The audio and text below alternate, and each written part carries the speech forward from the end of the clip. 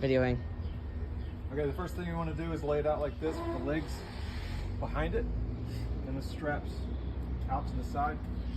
You're just going to grab it, put it about a third of the way onto the boat, and then pull the straps up.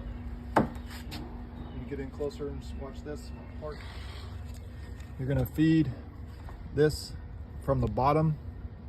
You're going to push this with your thumb, pull it out that way, and then give it a hard tug like that. Just tighter the better. You can get the other one. Both your legs are long enough that you can do this. And same thing on this one. Feeding it through the bottom and then pulling the opposite direction as hard as you can. You just easily pull them up. End the video.